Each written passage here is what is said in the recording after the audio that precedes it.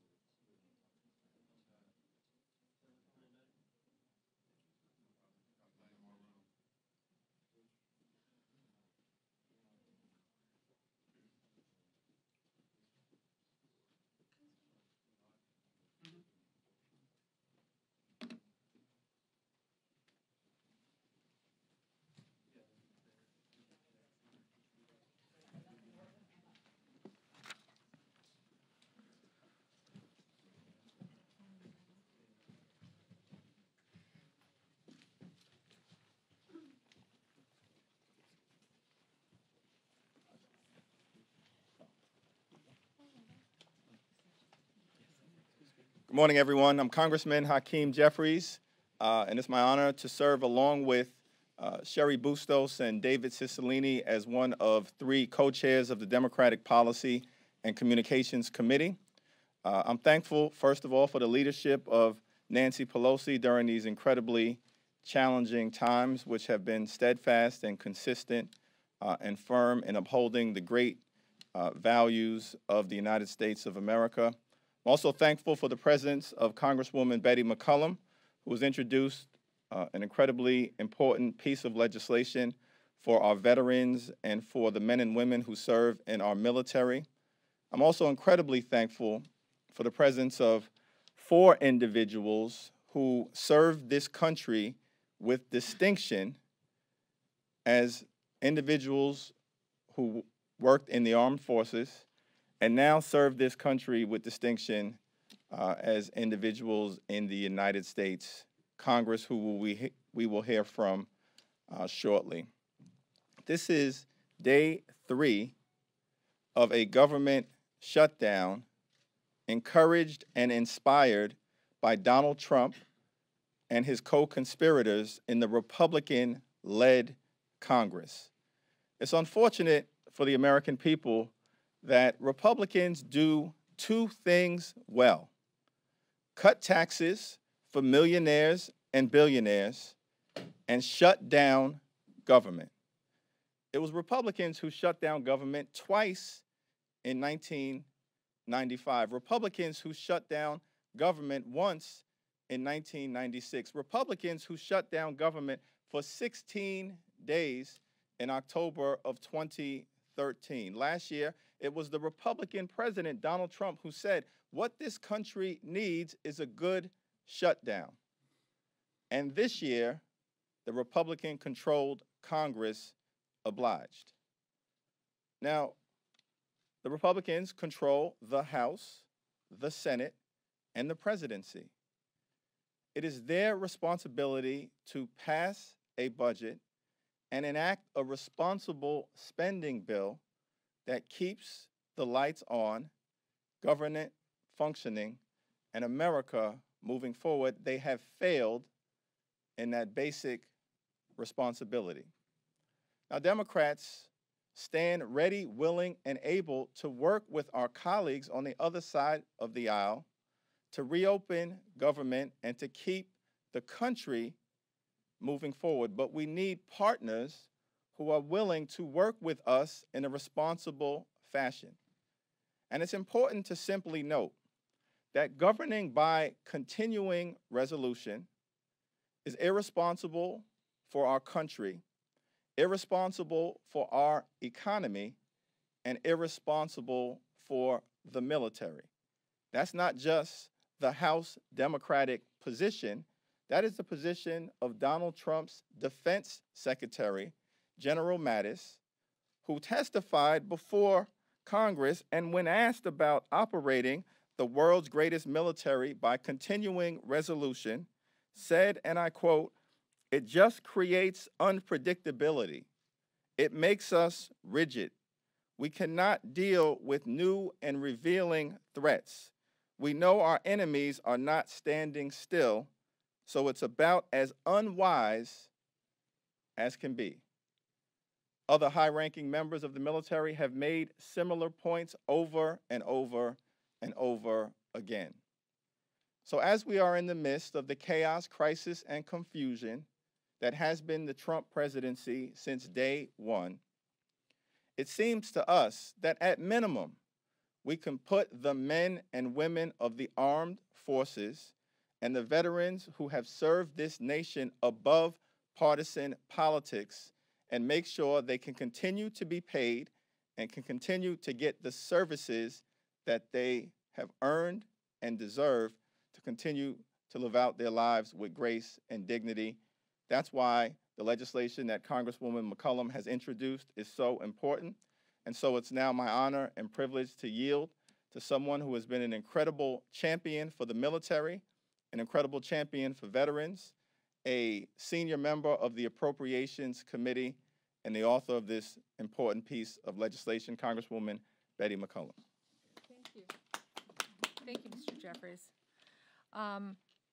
As was pointed out, I serve on appropriations, and I serve on the Defense Appropriations Subcommittee.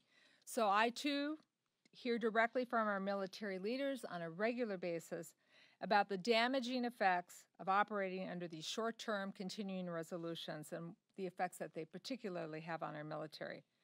And as was pointed out, that's the reason why we're in this shutdown, because Republicans in Congress and President Trump haven't worked in good faith on a long-term budget agreement for our national security and for our domestic priorities.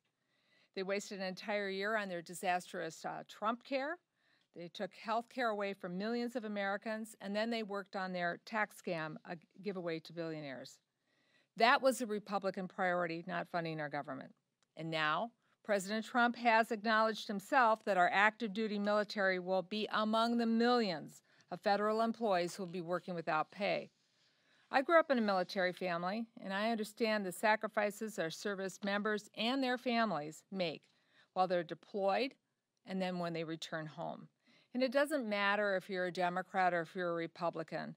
I believe we can all agree that it's wrong to ask our servicemen and women in uniform to put their lives on the line without pay. And that's why I introduced the Pay Our Military Act of 2018. The bill provides both pay and death benefits for our service members during this government shutdown. It includes pay and support for the Army, Navy, Marines, Air Force, and Coast Guard. And should one of our servicemen or women make the ultimate sacrifice during this shutdown, this bill ensures that our military families will be taken care of promptly by our country. And I believe that's the least we can do. That's also what we've done in the past. In 2013, Democrats and Republicans came together to pass similar legislation unanimously in 2013. But unfortunately, when I offered a motion to bring this bill up on Saturday, Republicans defeated it on a party line vote. In the Senate, Leader McConnell prevented Senator McCaskill from offering the same bill. She was even prevented from offering it. And today we are entering the first week of the Trump shutdown, and we are beginning to feel the real effects that this Republican-inflicted shutdown will have on the American people. It's time for President Trump and Republicans to end the chaos, work in good faith on an agreement that provides long-term budget certainty and addresses our urgent needs. And I hope Republicans will do that. But even if they won't, they shouldn't be stopping us from being able to ensure that our men and women in the uniform, active duty, and I would add reservists and the National Guard, not be punished for their failure to govern responsibly. So let's pay our troops. Let's get an agreed upon top line number. Let's reopen the government, and let's get our work done. And I just want to publicly acknowledge that we have lost 2 members of the armed services, and our federal government is not rushing to be with their families to take care of their time of need. It is the Fisher House. So I know that the men and women of our military, along with their families, thank the Fisher House for doing what our federal government failed to do. And with that, I would like to introduce one of my brothers from Minnesota who served honorably in our military, and like so many of our servicemen and women when they come home, continue to serve. Representative Tim Walz from Minnesota. Thanks, Betty. Well, thank you all for being here this morning. I wish you wouldn't have to be, and we could do the work we need to. I'd like to thank Representative McCollum, someone who does know what it's like to live in a military family, moving from post to post and understanding the certainty of that paycheck matters. It matters to making sure kids get the education they need, they're able to pay the bills and move on. So it's a smart piece of legislation. Should have easily been passed and taken that off the table so that we could deal with the pressing issues of a long-term budget, but it was not, because it was about messaging. And I'd like to thank Representative Jeffries, Cicilline, and Bustos for being here. Their title is about getting the truth to the American public, not alternative facts, not an alternative universe, not political spinning, but to tell the facts where they are in statements that were been made. To my brothers in arms who are here, thank you for your service and your voice. And to Leader Pelosi, I think 2018 marks what I believe is the 15th year of the leader instituted a Veterans roundtable that's attended by all of this nation's veteran service organizations, the American Legion, the VFW, the Disabled American Veterans, Gold Star Wives, Iraq and Afghanistan veterans, Vietnam veterans, and those are held every quarterly. And they are an intense conversation about what are the needs to fulfill what needs to be done to veterans. And that organizations, each of those organizations, understand that what came out of that is a modernization of the GI Bill, better benefits, and this understanding that all Americans want to get that right. They know who stands on their side, and they know who instituted that, so I want to thank the leader. Having served 24 years in the military, I also have what I consider to be the responsibility of, I retired as a command sergeant major, the highest ranking enlisted personnel to ever serve in the United States Congress. And for those folks who are here, they understand that the role of the sergeant major is to ensure the well-being of those service members and their families. Nothing is more important than that. That is the role that you carry out. And during this time, these are folks that are downrange. Their families are here. They're serving us in combat zones. They're serving us in locations rearward, but providing for that mission. And this certainty matters to them. They have mortgages. They have kids that need to pay tuition. They have groceries that need to be purchased. And one of the things that has always been sacred, and it's proven true with what the leader did and what my Republican colleagues have done, we did not make the military and our veterans a political issue. And I'm just going to assume that the horrific statements made in front of our soldiers as a backdrop by the Vice President were made out of ignorance of someone who never served a day in uniform, and choose to cross that line of politicizing what is not a political issue, of choosing to throw our service members into the middle of a fight that is not theirs, and the idea that there would somehow be a lack of commitment by those service members who are standing behind him. Many of them may consider themselves veterans, but they were professional enough to understand you don't cross that veil into the Hatch Act violation of politicizing an event with the military. So we stand here today to ask the President and the Vice President to retract the remarks they made, to pull back and make the commitment that we can take this issue off the table. It has been proven time and time again in the Veterans Affairs Committee that we are a bipartisan committee serving our veterans. We have deep differences, deep different ideological disagreements, but it has never crossed into that point. And so the piece of legislation that Ms. McCollum has brought up, that Ms. McCaskill brought up, are simply common sense ways to take that off the table. If there were a commitment to do this, and the Vice President needs to be very clear, in 2013 he made it clear he was willing to shut the government down over women's access to health care. That was his threshold in that. And to stand in front of troops on foreign soil at a time of war and make those statements is beyond the pale. So I'm proud to stand here today with folks who understand this, maybe no more so than Captain Seth Moulton, a combat veteran himself who has been a leader in national security issues, has been a voice of reason, a voice of understanding, and a voice of bipartisanship on the security of this nation and the care of our warriors, should never be thrust into the middle of a political fight like it was. So it's my pleasure to introduce to you Congressman from Massachusetts, Seth Moulton.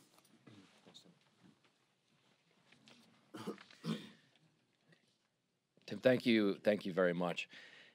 You know, when you're in the military, whether you're an officer, a captain, or you're the most junior enlisted, you look to the sergeant major to know what to do. And I can tell you that that's what our veterans do here in the House of Representatives. So thank you very much for your leadership. Another thing you know when you're in the Marines is that officers eat last. And it's long past time that our Republican leadership here in Washington learned that lesson. Because here's what's on the line. The health and vibrancy of our economy, the day-to-day security of this nation, our national security, when this morning there are members of the Department of Defense showing up to work to fill out furlough forms because the government isn't funded. And on top of that, we're talking about taking care of our kids, providing them basic medical care, and giving dreamers a chance at the American dream, something that 9 out of 10 Americans believe they should have.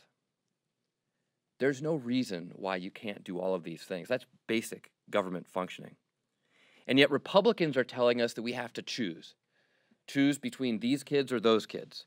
Choose between paying our troops or getting basic health care for our children. It's reprehensible that Republican leaders in Congress have refused to even allow a vote on continuing to pay our military. And there will be far-reaching and detrimental consequences to continuing to budget crisis to crisis. Our troops deserve better. Our children deserve better.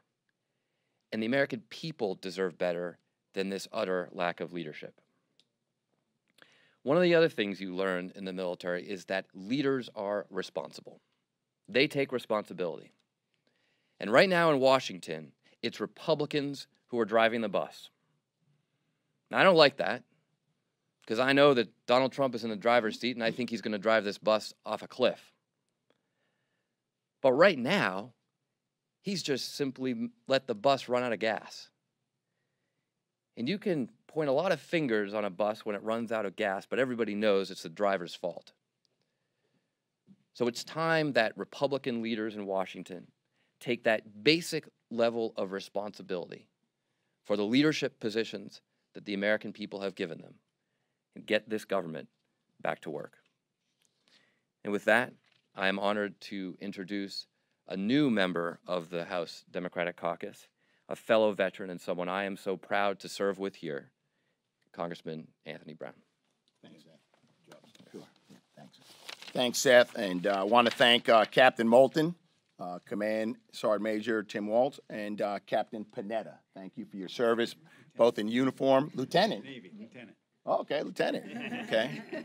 Thank you for your service, both in uniform and in the United States House of Representatives. I want to thank my colleagues who are here today. And most importantly, I really do want to thank Leader Pelosi. Thank you for your commitment to national security, your commitment to the war fighters, your commitment to the men and women who have taken off the uniform and have taken on veteran status, and your support to their families. Today is day 3 of a Republican-driven shutdown.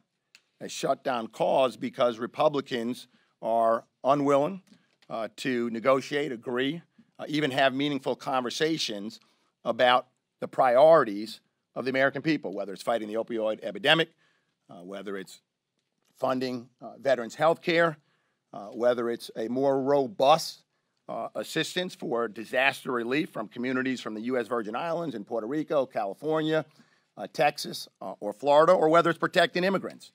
And yes, it's their unwillingness to sit down and have meaningful discussions about long-term funding for our national security. Today, more than 1 million American fighting men and women are waking up today to perform their mission. There are sailors on the deck of Navy destroyers somewhere in the Indian Ocean. There are special operators waking up in Syria and Afghanistan and Africa. There are airmen who are waking up on airfields on the Korean Peninsula and in Afghanistan, willing to do their mission, ready to do their mission, focusing not only on their mission success, but their own survival and the survival of the men and women with whom they serve, so that together they can complete their mission and return home safely to the families that they love and the communities that they defend. But this government shutdown has made their job that much more difficult, because in addition to focusing on their mission, they are now burdened with the question, will my family be able to pay the mortgage? Or are you going to be able to pay the heating bill when that arrives in the mail? We're going to be able to put groceries on the table. These are the burdens that men and women in uniform are now faced with because of this avoidable government shutdown. The shutdown is going to impact reservists who are now in the forced generation cycle, ready to deploy somewhere in harm's way to do difficult things that fewer and fewer Americans are willing and ready to do. But the training for those reservists have come to a grinding halt. The supports that warfighters rely on, like the civilians at the National Maritime Intelligence Service in my district in Maryland, or the Defense Information Systems Agency, again in Maryland, those important supports for the warfighters, they too come to a grinding halt. We have placed an extraordinary burden on our warfighters who are doing very difficult things on our behalf. But this shutdown isn't the only threat that they face. They face another continuing resolution, the fourth in a series of kick the can down the road by Republicans who are unwilling to make difficult choices.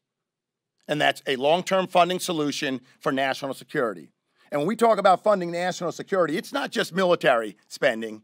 It's that non-military defense, non-military spending that goes to the Department of State for diplomacy, USAID for development, because as General Mattis reminds us over and over again, he's written about it, he's spoken about it. The fewer dollars you put in State Department means the more dollars you have to put into bullets and ammunition.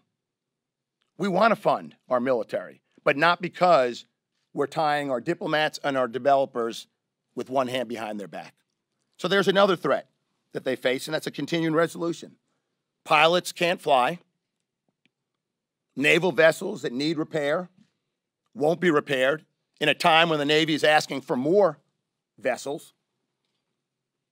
The inability to fund the next generation defense system, those are the systems that protect us in outer space and in cyberspace. Those are the systems that allow our warfighters to communicate on the battlefield, to defend, and to do the things that they need to do.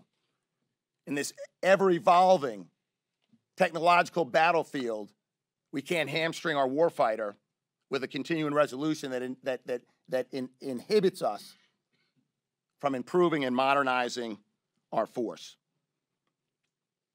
General Mattis, Secretary Mattis stated, you've heard it said earlier today, that the greatest threat that our servicemen and women face in the field, it's not the threat of North Korea, it's not the threat of ISIS and other extremist groups, it's not the threat of an aggressive Russia, it's a continuing resolution. So now's the time for Republicans to join Democrats to agree to a long-term funding measure for national security, because a CR is not enough.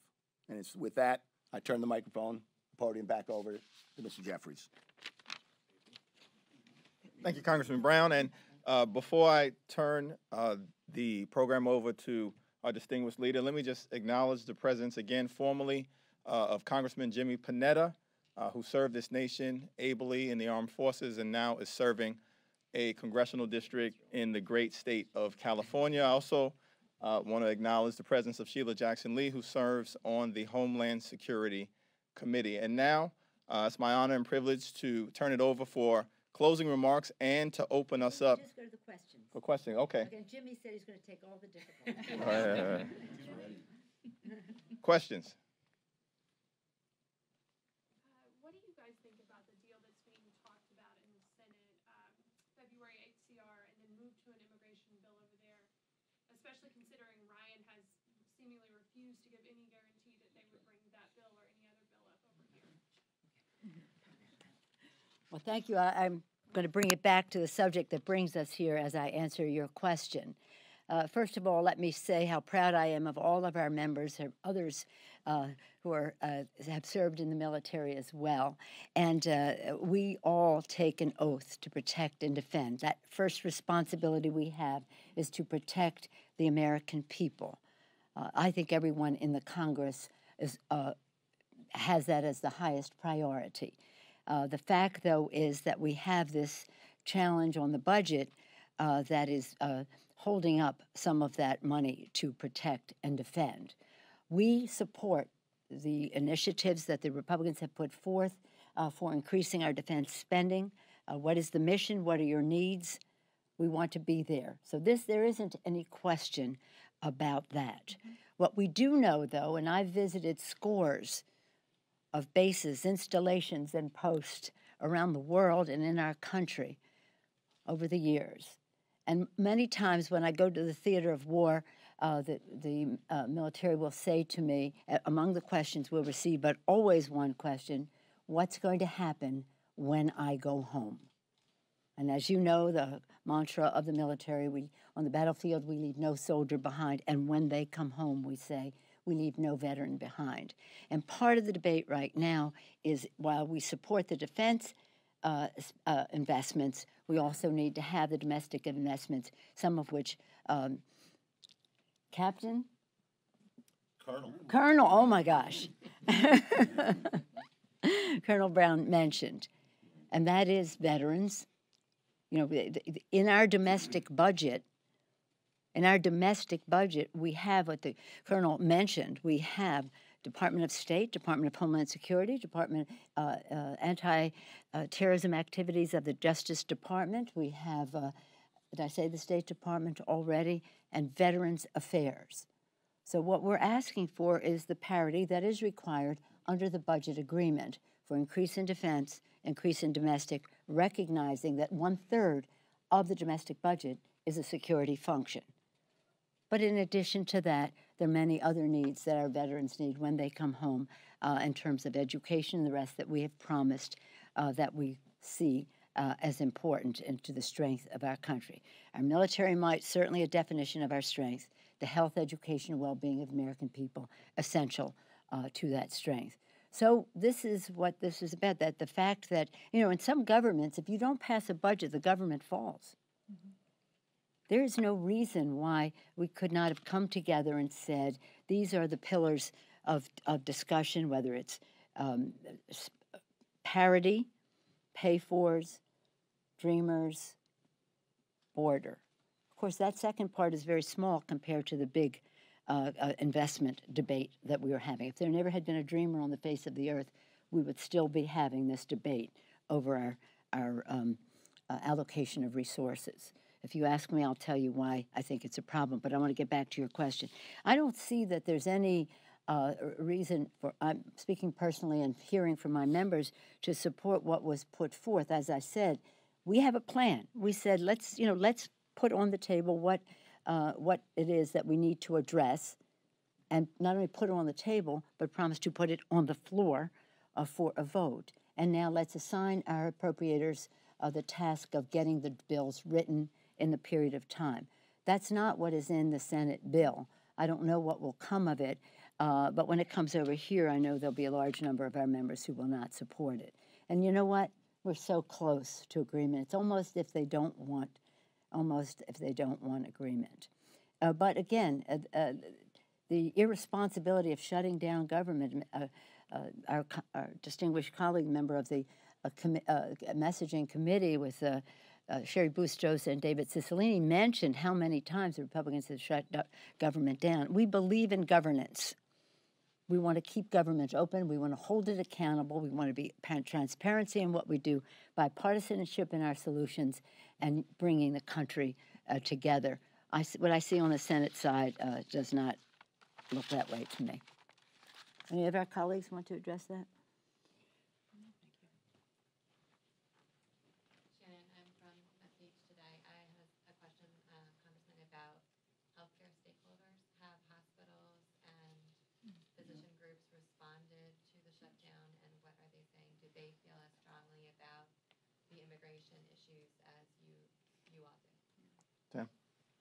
Let me say something about that, because here, I think it's really important, and I wouldn't have gone down this path, but you have. I think it's really important to note the following. On September 30th, the CHIP program expired. Over 120 days ago, the CHIP initiative expired.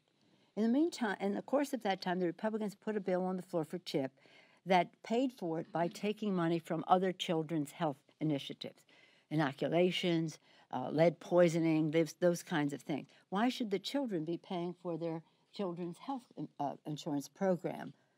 We didn't even let corporations pay for anything when they got $1 trillion-something tax rate. But anyway, taking it back to that. So all of a sudden, the Senate has decided CHIP, and they have on one of their split screen things, CHIP expires today. No, expired 120 days ago, and you didn't do anything about it.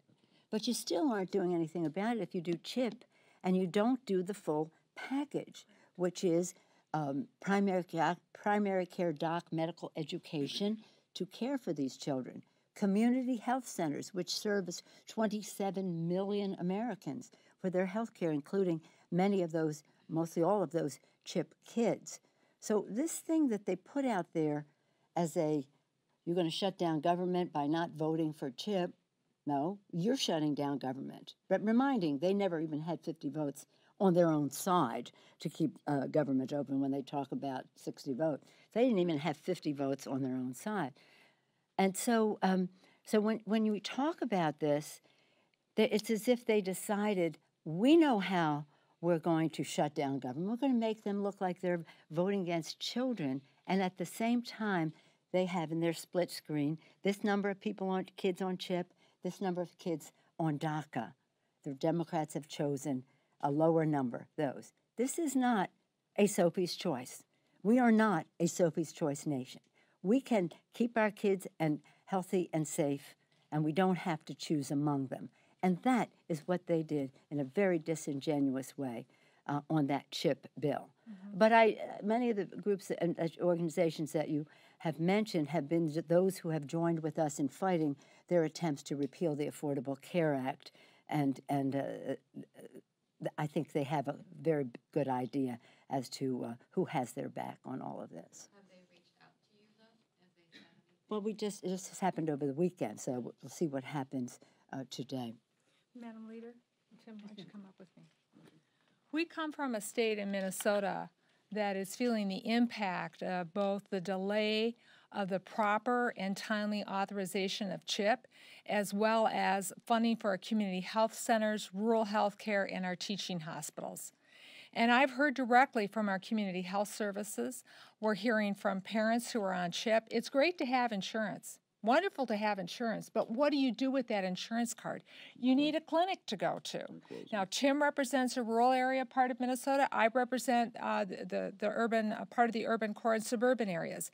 And I have to tell you, I've made it very clear, and we have as Democrats, all of us in the House, that we get it, that just having an insurance card, which should have been issued to those families over 100 days ago, does that family no good if there's not a clinic to take your child to for their immunizations or their flu, or for a mother to be able to access a clinic when she's expecting. It's morally wrong to get up and say we've taken care of the problem of CHIP here in the United States for our children when there is pink slips and clinic hours and being cut and clinics being closed, and you know of some. And I would say in your question, my clinics and those providers and healthcare providers, they reject that false choice. They have the capacity to multitask problem solving as well as multitask empathy. And as the leader said, this Sophie's Choice argument is simply not the case at all. And they get that. They realize this. This is they're fighting over, again, a ridiculous continuing resolution and then trying to place blame somewhere else on our DACA and Dreamers that are there. That's not the case, and they will find out that's not where the American public's at either. I just may say on that score, when you asked about that, I thought you were asking about the shutdown of government now in terms of the broader sense. In terms of CHIP, we've been hearing for months that the necessity of doing this. Virginia has some drastic needs right now, as do some other states. But it's almost, by February, it's over. We have to pass and by the way, usually we've been able to do this in a very bipartisan way. The very idea that they split this off in the manner they did to go after the Dreamers is really immoral. One last question. Leader Pelosi, you said that you were so close to a deal, and understanding that right now the focus is on the Senate because they've got the bill that's coming to the floor, but are there any talks happening behind the scenes between you and Ryan and the White House and senators, for that matter, to get the longer-term fix that you are looking for and to meet the demands that you are looking for? With our colleagues, Commissioner, because I was hoping we would stay more focused on the defense, but the defense funding is a very important part of this. For a long time now, we've had meetings of staff of the four leaders and the White House, and we have been making progress toward getting something done. What I think the main obstacle is, if I may, is this. There's a dark cloud hanging over the Capitol, and that dark cloud is the Trump tax scam. That took nearly $2 trillion and added it to the deficit when you take the cost and the interest on the debt. $2 trillion. So therefore, the impact on members on the Republican side voting for more domestic investments is diminished. Because if you just look at what is said in the public domain, that we're going to subscribe to the full amount in the defense authorization bill, if we were to do that, and if we were to honor the budget agreement, this could be about a $300 billion addition to the deficit. Some of our Republican colleagues in the House don't like domestic spending anyway. And the fact that it will increase the deficit over and above, they gave their all to the tax bill. They gave that their all. And now, even though it increased the deficit to the tune of trillions of dollars, and now they'll be asked to vote for more domestic spending. So I think when they see a CR, the Republicans on the House side, and I don't see this so much in the Senate, but the Republicans in the House should know that they're being asked to, in addition to the increase in the deficit in the tax bill, increase the deficit enormously now. But they should also recognize that the investments that we are asking for are completely bipartisan. Opioids, veterans, and when they come home, veterans, NIH, pensions, all those things, and understand this piece of it, infrastructure. Nothing brings more to the Treasury than the education of the American people, early childhood, K through 12, higher education, post-grad, lifetime learning for our workers. Nothing, infrastructure, research and development, education, brings money to the Treasury to reduce the deficit. So if we're going to invest, defense, domestic, let's invest in a way that creates jobs, good paying jobs, a better deal, better pay, better jobs, better pay, better future. And there's a way to do this, to have an omnibus bill that promotes growth, that engenders good paying jobs, bigger paychecks, and again, provides for our national security, which is our first responsibility. You're telling us, but have you taken the opportunity to deliver that message to Paul Ryan since the shutdown, or are those talks just on publicly and privately? No, not since the shutdown, no. No, I haven't seen any of those people around here since the shutdown. But in any event, a shutdown is very serious. When the president said a good shutdown, oxymoron, there's no such thing as a good shutdown. But on the first anniversary of his inauguration, he got what he wanted, a shutdown, a Trump shutdown. And it is made harder to deal with because of the Trump GOP tax scam. Thank you very much. And let me thank our members who have served in the military. It's such a joy and honor to be with them. And we take special pride in Commander, Major General, what is it, Major Sergeant General? That's the full title. That would be good enough. he, not the general, but he is our leader on the Veterans Affairs Committee and our leader in the discussion with our veteran service organizations. And they take such pride, the longest serving non-commissioned officer in the history of our country serving in the Congress of the United States. We're also proud of him and all of them. Thank you. Standing here with the officers. Standing here with the officers. Yeah.